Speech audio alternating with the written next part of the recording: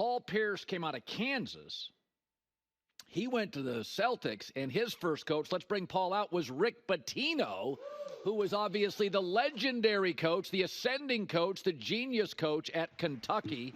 So Paul Pierce, 19 years in the NBA. So let's get right to that. So Pitino had to deal with big market, relentless Boston media. Yeah. There's some legendary quotes, as you know, Larry Bird's not walking through that door and all that stuff. Yeah. So let's go back to your rookie year, where these college coaches, they get to choose all the players, big man on campus, and now here comes the big market media. Right. Did you know immediately this could be a little turbulent?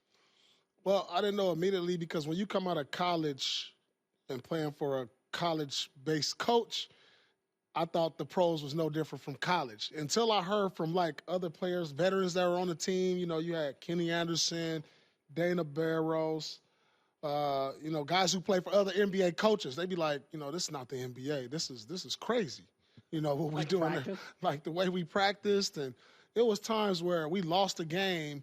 We would land 1 in the morning and we'd be at be in the gym in an hour. We did that. And 2 in the morning? 2 in the morning. We had practice before. I remember that, like yesterday. And, you know, I don't know no better. But other guys would be like, no, this ain't what NBA really all about. You know, we practicing on back-to-backs, but I don't know no different. I don't know no different until Doc come around, you know, and then I was like, oh, this is NBA. I mean, so when Doc came around, I always heard the stories about Doc when he had the veteran team. Yeah. Doc would tell veterans on a road trip, we won't practice until you lose. Like if you were winning. Oh, we would do that. Yes. That's right. Yes.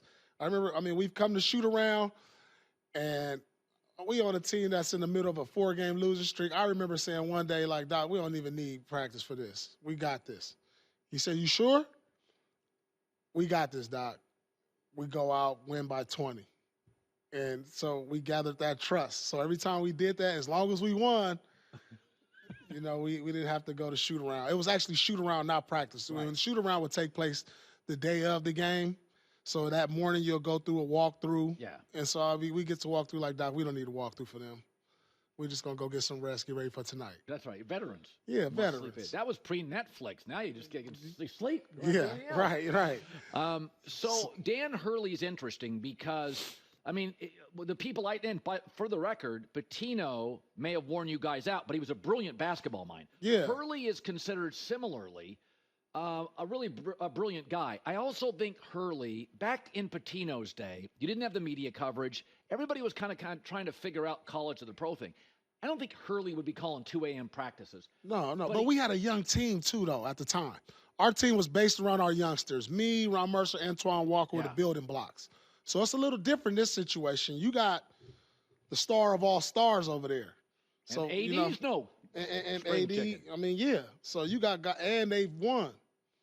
So, it just makes me wonder what's the real expectations are around here when you bring him in. So you're flying to Boston for game 2. Yep. I hope they have nice seats for you.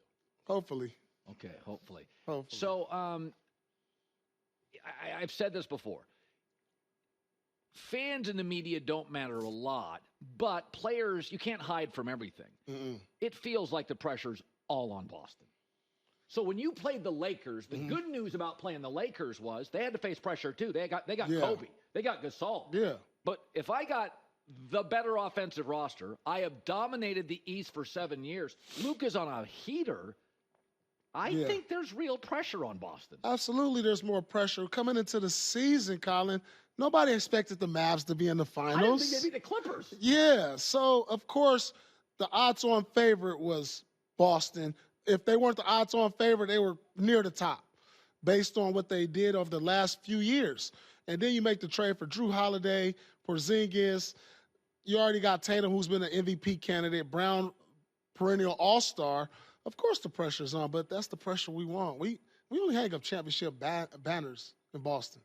We don't care about division championships or Eastern Conference championships. It's always pressure. And there's only certain organizations in all of sports, you got to understand, that has these type of pressures. Boston, Lakers, Dallas Cowboys, Yankees. New York Yankees. Yeah. That's fine. We know what it is when we walk in there every day. See that? Look at that decoration. Look at all these decorations. Right. That's what it's about. So how you were a two-way player.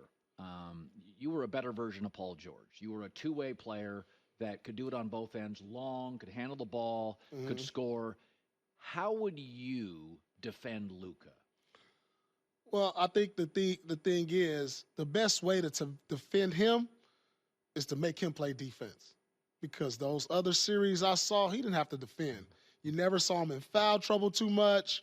You didn't see him. All you saw him was over there in the corner guarding some guy who was a catch and shoot guy, or Rudy Gobert posting him up, who wasn't a big post threat anyway in the last series. And then you got to find ways to go at him to make him have the pressure of guarding. So if he's over here guarding Derek White, let's see if I can get him in a situation to where he's on the island with Jason Tatum or Jaylen Brown, or even in the post of Porzingis. Let's put some pressure on him that way. Because if you wear him down on that end, it'll affect his offense, trust me. Because I've been in series where it was tough for me to score. I gotta worry so much about guarding LeBron or Carmelo or Vince Carter that it just wears you out to where you just sometimes don't have the energy on the offensive end. And I think that's the best method to go about it, because he's the leading scorer. It's going to be tough to just stop him saying we're going to focus this defensive strategy. You got to go at him on the other end. Go to all the great players you played. Does Luka have a hole? Did all great players, even Kobe, have a side or a hole? Does Luka have one? I think with all great players, you just got to pray it's not their night. And you got to find ways just to not make it as easy as it always usually is for them. Yeah. Like if Luka has 35 and you say he shot 10 for 28, I'm happy. You know, he was inefficient. He was inefficient. Maybe he got to the line and made some tough shots. But if he's inefficient, I'm happy with that night. Because if he's getting 35 and he's efficient, then that's not a good sign. You're not doing anything to disrupt what he's doing out there. So didn't you play a couple years with J.J. Redick? Yes, I did. What would he be like? I mean, obviously he went to Duke. A little snobby, you know Duke guys. No, I mean, probably a little snobby. Guys. Got good hair, Duke guy. Yeah. A little snobby. Did he connect with guys at all? Yeah, I thought JJ was pretty cool. I connected with him. We had our basketball conversations in the locker room. I think he has a great, intelligent basketball mind, high IQ. Yeah, I mean, I could see him actually developing into a good coach, not actually being out the gate, because I think there's always a learning curve. But then you thought the same thing with Jason Kidd, kind of. Jason Kidd out the gate, Steve Kerr out the gate. I mean, I thought Jacque Vaughn would be a great coach. I mean, I played Jacque Vaughn in college. Brilliant basketball mind. And most point guards are. So, you know, sometimes it translates, and sometimes you gain the respect of the players, but then sometimes it's just not for you. So isn't the key, though, that the best players like the coach and everybody falls in line? Is it like if Dan Hurley just really hit it off with LeBron, it would work, right? I thought Darvin Ham hit it off with LeBron at first. Yeah. You know, but I don't know, man. I think winning and losing has a lot to do with it, truthfully, because if you're not winning and then you're in a system to where you're not being productive, and, you know, practices aren't what you think they're going to be, and the system, the offensive system and defensive system isn't there, I don't care who you are. You know, but ultimately, you have to have a relationship with your best player, because you know who the first one to go is not going to be that player, especially in a guy like LeBron, who's, you know, you probably won't have to worry about for like a year, maybe 2 at most. And I truly believe that once LeBron leaves, they're going to go into a rebuild situation. You know, I don't know, you know, how many years left on AD contract, but I really truly think that they'll probably look to move on from him.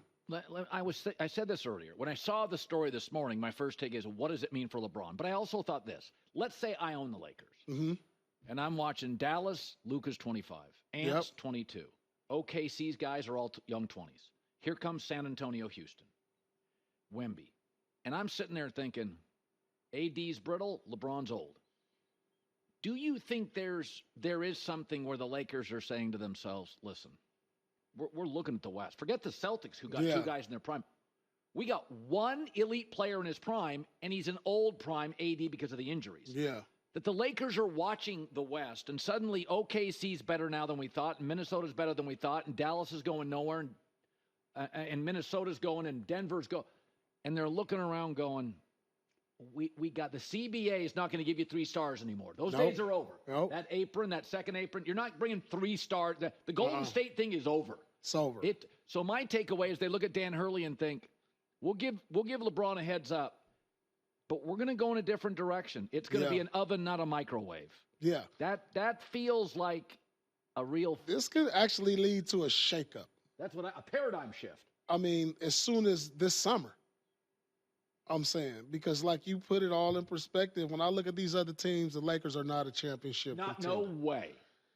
You got to start building these assets up because another team you in Memphis, you didn't mention them. Nope. You didn't mention New Orleans. Sacramento. The league is shifted. If you can get something for AD or LeBron that's significant to fast forward draft capital that can fast forward your future to where everybody's happy, I think you got to do it. I also think here's a possibility. You bring Hurley in if he got it. You don't make a move. You move off D'Angelo Russell. You make some moves. He'll get Rui to play his very best. He'll get Austin Reeves to play his best. He'll make it work initially. But then at the trade deadline, and you're like, okay, he's going to come back and say, guys, I'm watching OKC. I'm watching Denver. We're not there. I think it could be it all feels like it kind of works early, and then they make a big swing at the trade deadline. For a team like, I don't know if it's the Knicks, I don't know what it is, but all of a sudden it's a team that's good, but man, AD he's the difference. Yeah. If you can get some young assets in, build for the future, bring in Bronny, let him develop under his dad for 1 year. Talking about that. I mean, I know. You're going to draft Bronny or pick him up in free agency, depending on if they draft him or not. Let Bron play with him, see if there's anything out there that can kind of fast forward. Hey, maybe you can get Zion Williams somehow. Maybe they're not high on him because he's injury prone. I mean, you got to swing for the fence. So something. When Brad Stevens was coming in, they moved you and KG, right? Yeah. They decided we're going young with Brad Stevens. Did you see it coming? Did you know you were moving? We knew the writing was on the wall. You knew it. It was talks about it, after and you the heard season. it. Yes, I heard it from Danny Ainge. We had these sit downs all year long. What'd he say?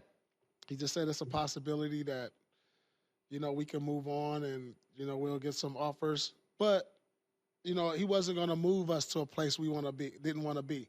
So when Brooklyn came up, it was like, oh, okay, New York, into my career, big city. They got a bunch of draft picks, and you got a cool city. And, they got 2 young all-stars over there, so we could probably help get them over the top. I wasn't mad at that. All right. So you've been through this. You've had the college coach. Yeah. I can't believe Rick Pitino at 2 a.m. We practiced at 2 a.m. Did you? That was we landed, lost the game, landed. In Boston. In Boston, wherever we was at. We landed, and he said, I'll see y'all at the gym in an hour. Oh, Jesus. That was crazy. And I know Kenny Anderson. Kenny's fun. Oh, man. Kenny would didn't play with Kenny? No, I didn't play with none of the vets, but I'm a rookie. I'm still trying to prove myself. What I'm going to say? I'm like, all right, I'll see y'all there. Shoot, I'll see y'all there. I ain't on my second contract. Shoot, I'll see y'all there. I think I probably went straight from the plane to the gym. I didn't even go home. Kenny may have gone on a trip to the Bahamas. He may not even have shown up. Yeah. Paul Pierce. Good seeing you as always, my man. Always. You'll see him on TV. He'll be there. Game 1 tonight. Game 2 Sunday in Boston. Yes, sir. You go to the North End, Knox. Always. North End's where it's at. Oh, man. I got to holler at my boy Strager, my boy. What restaurant? Yeah. What restaurant? Strager. I like Strager over there. That's my man. They're my guys over there. North End's got all the food. They got all the Italian food you want. Yeah, I'm gonna give me a couple good meals this weekend. Way to go. Hi, everybody. It's me, Uncle Colin. Subscribe here to get the latest from the herd, including exclusive behind-the-scenes videos and more, wherever you may be, however you may be watching. Thanks again for making us part of your day.